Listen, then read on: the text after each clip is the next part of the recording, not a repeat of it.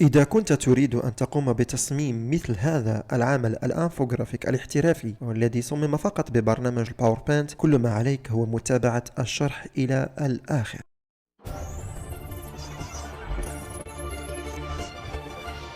إذن أول شيء هو التوجه إلى برنامج باوربوينت، ثم بلانك برزنتيشن، ثم نيو سلايد، أقوم بالضغط على نيو سلايد، ثم بلانك شريحة فارغة، أقوم بمسح هذه الشريحة. جيد. ثم بعد ذلك insert، ثم shapes، ثم أختار أين هذه الدائرة على هذا النحو. ممتاز. ثم format، ثم shift outline no outline، ثم أقوم بوضعها align center align middle لجعلها في الوسط. جيد. ثم بعد ذلك insert shapes مجددا، وأقوم برسم rectangle أو مستطيل على هذا النحو. جيد. ثم shift outline no outline لإزالة الحواف. أقوم بتحديد الدائرة والمستطيل، ثم format، وأختار هذا الخيار merge shapes، ثم أقوم بنسخ الشريحة Ctrl C Ctrl V. أتوجه إلى الشريحة الثانية، أقوم بعمل select للعنصرين، ثم format merge shapes، وأختار الخيار ما قبل الأخير. جيد. لنحصل على هذه النتيجة. ممتاز. ثم بعد ذلك أقوم بالتوجيه للشريحة الأولى وجعل المستطيل عريض على هذا النحو، ثم تحديد العنصرين، ثم مجددا format shift no outline مجددا، أقوم بتحديد العنصرين، ثم merge shapes، واختار الخيار الأخير لنحصل على هذا القوس. أتوجه إلى الشريحة الثانية، ثم format shape outline، وأتأكد أن no outline rotation، وأغير الاتجاه على هذا النحو، ثم insert shapes، ثم rectangle مستطيل سأقوم برسمه هكذا. جيد. ثم shift outline no outline لإزالة الحواف، تكبير الشريحة وضبط مكان هذا المستطيل على هذا النحو. جيد. ممتاز. أحدد العنصر أو المستطيل، ثم Ctrl C Ctrl V لنسخه وتقليص حجمه، ثم format rotation وأجعله إلى الأعلى. ممتاز. إذن وأضعه هنا. إذن سنحاول تصميم طريق أو جسر، ثم أقوم بضبط مكانه قليلا. جيد. ممتاز.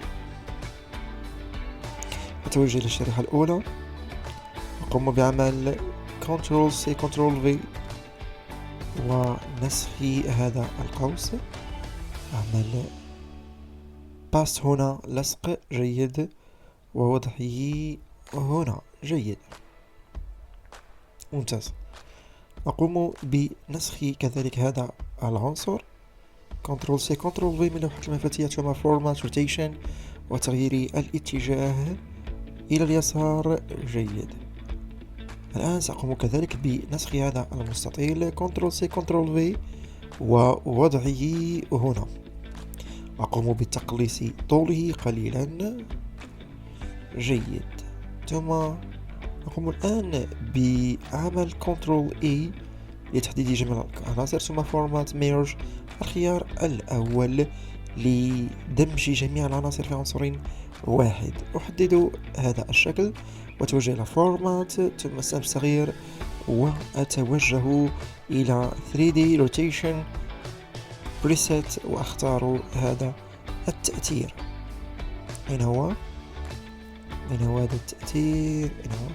هذا هو التأثير. ثم 3D Format والرفع من قيمة الدبث. جيد. أقوم بالرفع من قيمة، تبدو كثيرا هذا السايز، ربما سأقوم بجعله 29 فقط. أتوجه مجددا، أحدد العنصر وأتوجه إلى 3D Format وجعل الدبث فقط 29. ممتاز. إذا سأقوم برفع من قيمتي قليلا، وكذلك أقوم بغلق هذه النافذة. جيد، إذا نحصل على هذا الشكل. جيد، ثم أتوجه إلى إلى Insert Shapes، وأقوم برسم أين هذا الشكل. أرسمه هنا، أقوم برسمه هنا، ثم Format، أقوم بإزالة الحواف. Format Shape No Outline No Outline. Ctrl C Ctrl V لنسخ وتصغير النسخة الثانية. أغير لونها، أقوم بضبط مكانها على هذا النحو، ثم أقوم بتحديد العنصر الأول والعنصر الثاني Format Mirror Shapes، والخيار الأخير لنحصل على هذا الشكل. ثم Insert Shapes مجددا، أقوم برسم مستطيل. إذا نقوم الآن بتصميم دعامة للجسر أو ركائز أو دعائم الجسر التي يستند إليها الجسر. ممتاز، إذا نقوم بنسخ هذا المستطيل ووضعه هنا وتصغير حجمه قليلا. ممتاز، أقوم بتحديد جميع العناصر، ثم Format Mirror Shapes والخيار الأول، ثم Format سهم صغير، وأتوجه إلى 3D Rotation. أين هي 3D Rotation؟ جيد، أين هي 3D Rotation؟ واختار هذا التأثير، ثم 3D Format، وأقوم بالرفع من قيمة الدبث. أجعل 12 أو 12 ونصف، 12 أحسن. ثم أغير اللون إلى أي لون أريد. سأختار اللون الرمادي الداكن. جيد، أقوم برفع من قيمة الدبث قليلا مجددا، ثم أغلق النافذة. الآن سأقوم بوضع الدعامة الأولى هنا، ثم الضغط على زر اليسار، ثم Send to Back. ممتاز، ثم Ctrl C Ctrl V لوضع دعامة ثانية هنا، الضغط على زر الأيسر، ثم Send to Back لإرسالها إلى الخلف. مجددا Ctrl C Ctrl V لنسخ هذه الركيزة أو الدعامة. ممتاز،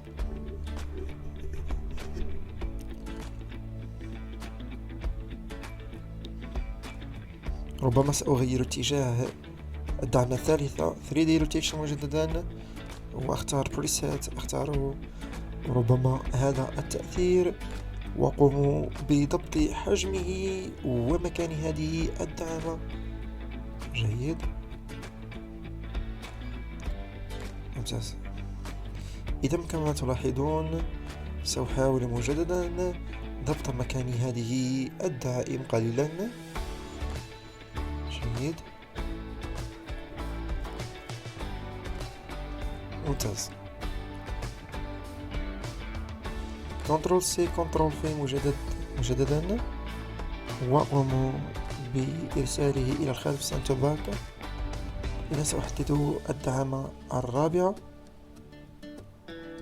أتوجه إلى الجسر وأغير اللون Format Shape File Shape No Outline. سأختار عفوا اللون، ربما أي لون، سأختار هذا اللون بالنسبة للون الجسر. Ctrl C Ctrl V لنسخه ورفعه قليلا، ثم 3D Format أو 3D Format. نعم، بالنسبة للدبث 0. جيد، سأختار هذا اللون Solid File، اللون الأبيض الذي يميل إلى الرمادي. الآن سأغير لون الخلفية، الضغط على زر اليسار، ثم Format Background، وأختار أي لون للخلفية. سأختار هذا اللون مؤقتا، وأقوم بالرفع من قيمة Transparency بالنسبة للجسر الثاني وأضعه هنا. جيد، رفع من قيمة Transparency لنحصل على هذا التأثير. ممتاز. إذن هذا هو العمل الذي قمنا به. سنضيف بعض التغييرات ونضبط مكان الأعمدة أو الدعامات قليلا.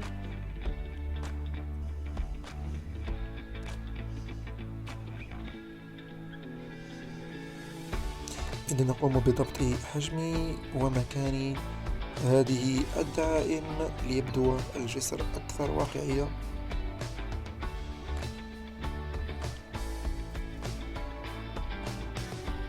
إذا نحصل على هذه النتيجة. جيد.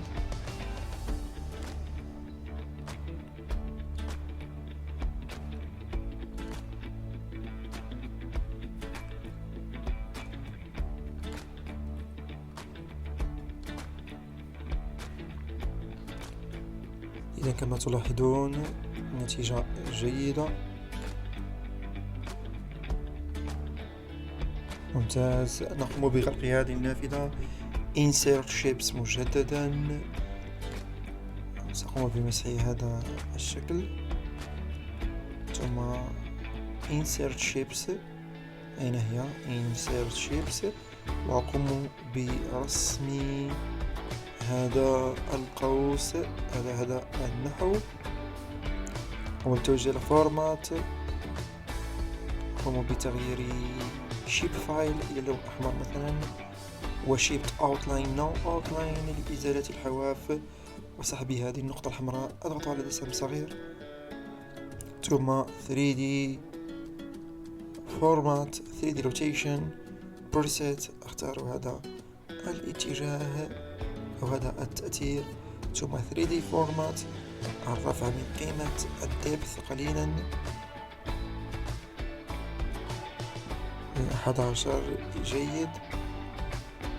يكفي. الآن أن أقوم سأتوجه مجددا إلى 3D روتيشن.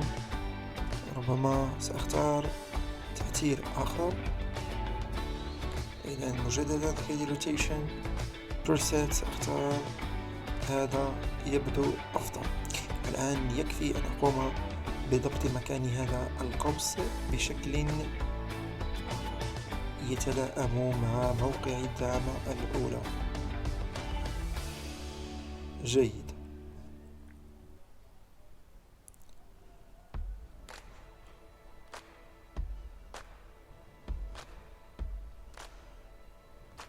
إذن أقوم بوضع هذه الدعامة هنا.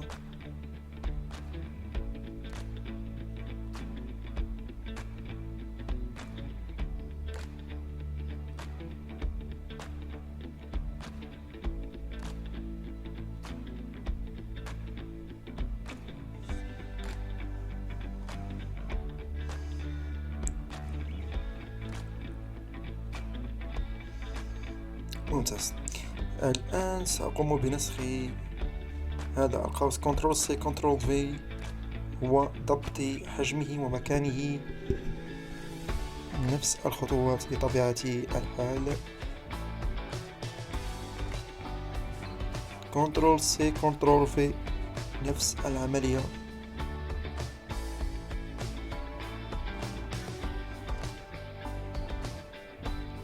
إذن سأقوم بتكبير الشريحة لأضبط مكان هذا القوس بشكل جيد.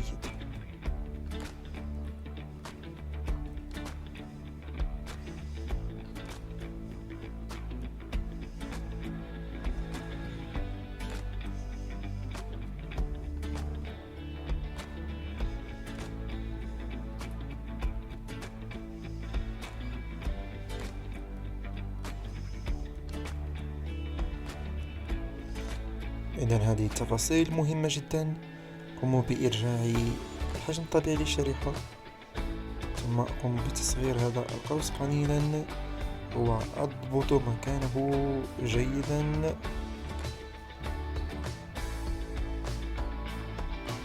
جيد. كنترول سي كنترول في. جيد.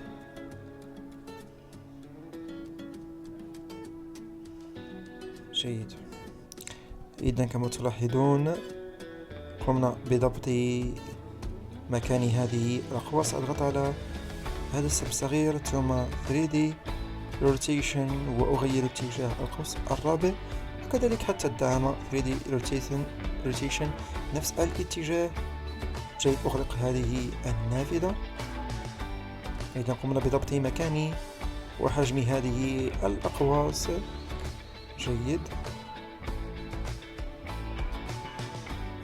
إذا قد تأخذ هذه العملية بعض الوقت، لكن التفاصيل مهمة جدا ولا يمكن إهمالها من أجل البلوغ وتحقيق نتيجة مرضية. إذا أقوم الآن بتغيير ألوان هذه الأقواس. يكفي أن نحددها ثم فورمات شيب فايل وأغير اللون. إذا سأحاول اختيار بعض الألوان المختلفة. جيد، سأغير الخلفية كذلك عن طريق الضغط على زر الأيسر ثم فورمات باك جراوند واختار solid فايل أو gradient فايل ثم preset gradient واختار اللون الذي أريد. ألوان موجودة سلفا سأختار هذا اللون وأغير اللون الأزرق بالنسبة للقوس لكي لا يتشابه مع لون الخلفية. يبدو هذا جيد، ممتاز. إذن أغلق هذه النافذة. الآن سأقوم بوضع نصوص فوق الجسر. Insert Shapes Text، إضافة نص. أضغط هنا. سأحاول أولا كتابة بعض السنوات. لنفترض أن هذا الجسر يمكن أن نمثله على شكل خط زمني يمثل بعض الوقائع والأحداث. إذن سأختار مثلا سنة 1990 وأضبط إعدادات هذا النص. جيد، أضعه هنا ثم Ctrl C Ctrl V لنسخ النص مجددا، وأقوم بكتابة سنة 2000. أضفت 10 سنوات. جيد،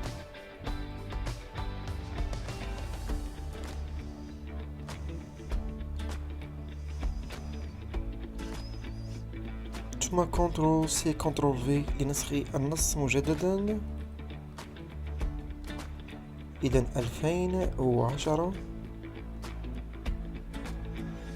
بالنسبة للدعامة الثالثة.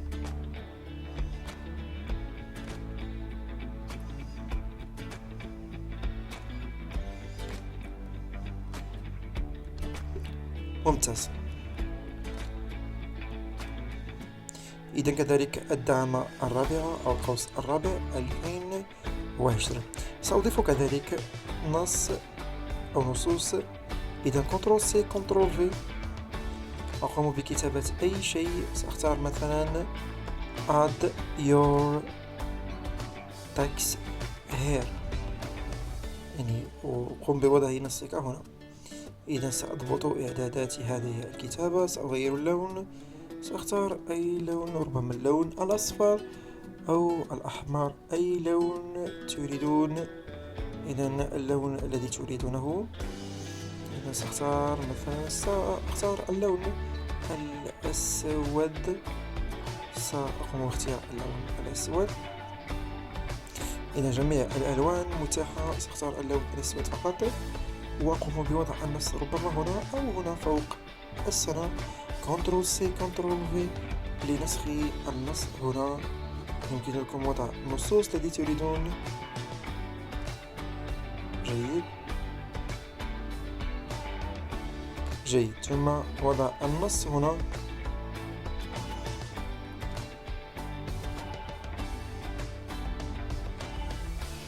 إذن هذه النتيجة. بقيت لدينا فقط مرحلة أخيرة وهي عمل تأثير لهذا العمل. إذا كما تلاحظون سأقوم بعمل تأثير على الجسر. أول أنيميشن ثم ويب ثم effect option وكذلك النصين سأقوم بجمعهما. أولا النص الأول والثاني عن طريق الضغط على Ctrl G أو الضغط على زر اليسار ثم Grouper، وأذهب إلى Add Animation وأختار تأثير الزوم. ممتاز. ثم كذلك سأقوم بلصق الحركة على باقي الأقواس الأخرى. إذا أقوم بنسخها، لكن أولا نسيت أن أقوم بتجميع النصوص. كان من اللازم أن أقوم بتجميع النصين. إذا سأعيد الحركة مجددا. إذا أولا سأقوم بتجميع السنة والنص في جميع الأقواس، ثم بعد ذلك أقوم بعمل تأثيرات حركية عليها. إذا أقوم بتجميع عن طريق الضغط على Ctrl G. الآن سأقوم بعمل تأثير على القوس أولا. إذا سأختار أين هي هذه الحركة، Wave Effect Option. ممتاز. أو ربما أين هي الحركة التي قمت بها، Spelled. ليس هي. إذا ليس هي، بل Wave. ليس هي. إذا Wave الحركة التي قمت بها هي Wave. إذا كما تلاحظون سأختار Wave مجددا ثم Effect Option واختار الاتجاه اليسار ثم قوم ببلاي. جيد. هي ثم Add Animation بالنسبة للنص واختار Zoom Basic Zoom. ممتاز. الآن أقوم بعمل Print على الحركة، أحدد العناصر التي بها الحركة ثم أضغط Print Animation أو Animation Print للصق الحركة على باقي الأقواس الأخرى. هذه العملية تسمح لنا بتقليص الوقت تفاديا لإطالة الفيديو.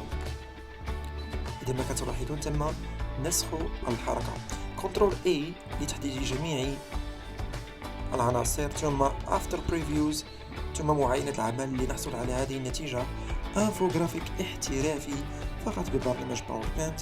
إذا أردت تحميل هذا العرض بصيغة PPT باوربوينت ستجدونه في صندوق الوصف. إذا أعجبكم الفيديو انضموا إلى أسرة قناة المرشد التقني مع كتابة تعليقات محفزة والضغط على زر الجرس لتتوصلوا دائما بجديدنا.